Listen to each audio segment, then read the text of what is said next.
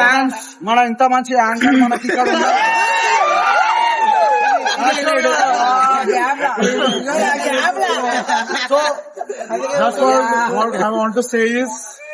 ఇక మీరు మర్చిపోండి, వేరే హీరోస్ అందరు మర్చిపోండి. ప్రభాస్ ఉన్నంత ప్రభాస్ వెళ్తా ఉంటాడు, మీరు చూస్తా ఉండండి. మూవీ అయితే మాత్రం నాకైతే యావరేజ్ అనిపించింది. ఎందుకంటే యాక్చువల్లీ చెప్పలేను,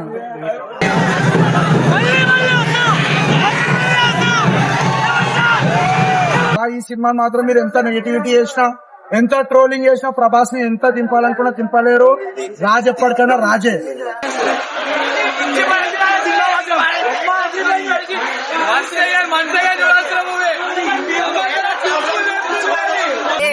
ఏమంటున్నా అంటే ఈ ఆర్టీసీ క్రాస్ రోడ్ అనే ఏరియాలో ఇంత విధ్వంసం సృష్టించడానికి ఈ ఏమంటారు దీన్ని, ఈ కాన్సర్ ఏర్పక్కనికి ఆ రోజు సలార్ వచ్చాడు, ఈ రోజు భైరవ్ వచ్చాడు. ఆ రోజు కాన్సర్ ని ఏర్పెక్కిచ్చాడు, ఇలా ఆర్టీసీ క్రాస్ రోడ్ జడకొట్టిచ్చాడు. సినిమా అయితే నాకైతే యావరేజ్ ఉంది. ఇంకోటి చెప్పాలా, హాలీవుడ్ పక్కన పెడితే ముఖ్యంగా బాలీవుడ్, కోలీవుడ్ లో సినిమా ఆడదని. సో ముందుకైనా బచ్చన్ గారిని, అదేవిధంగా కమల్ హాసన్ గారు ఇద్దరు లైన్ చేసుకుని వాళ్ళిద్దరిని పెట్టే సినిమా అయితే రిలీజ్ చేశారు. సినిమా నాకు యాక్చువల్ గా మూవీలో సాంగ్స్ నేను అవన్నీ పట్టించు.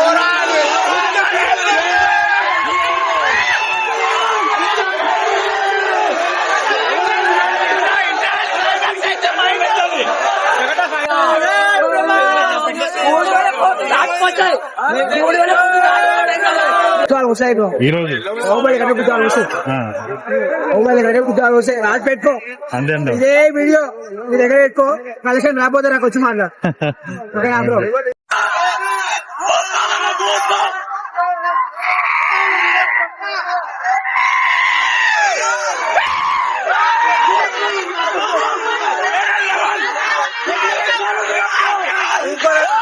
అంటే సినిమా స్క్రీన్ ప్రెజెన్స్ అనేది చాలా బాగా ఉంది. బట్ ఏంటంటే ఫస్ట్ హాఫ్ మాత్రం యావరేజ్ ఉంది, సెకండ్ హాఫ్ మాత్రం చించపడేసింది. ఎందుకంటే సెకండ్ హాఫ్ లో ప్రభాస్ గారు అయితే అసలు మేనేజ్ సరిపోదు. ఎందుకంటే ప్రభాస్ గారు సెకండ్ హాఫ్ వల్లే సినిమా అయితే హిట్ అయితే హిట్ కాదు నా దృష్టిలో అయితే. కానీ అది యావరేజ్ అనుకున్నా.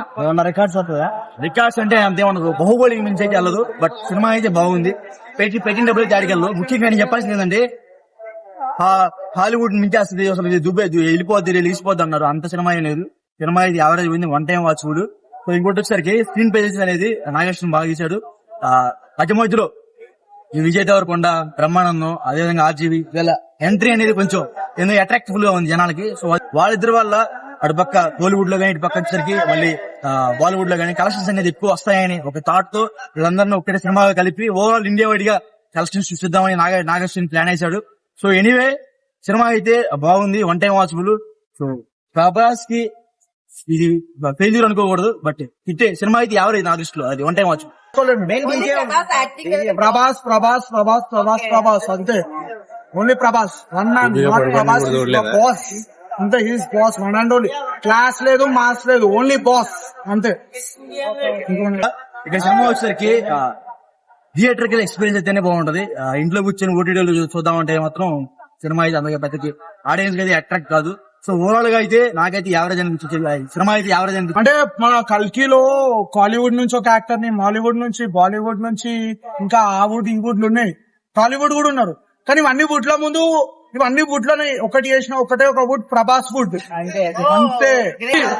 ఉద్యాన కాన్సర్ట్ గురించి నేను చెప్పాలంటే మన RRR లో రామ్ చరణ్ ఇంకా ఎన్టీఆర్ ఇద్దరు ఇట్లా మల్టీ స్టార్, ఇక్కడ ఒక మల్టీ స్టార్ ప్రభాస్, ఒక మల్టీ స్టార్ ఒక హీరో దొరికిందని చెప్పొచ్చు.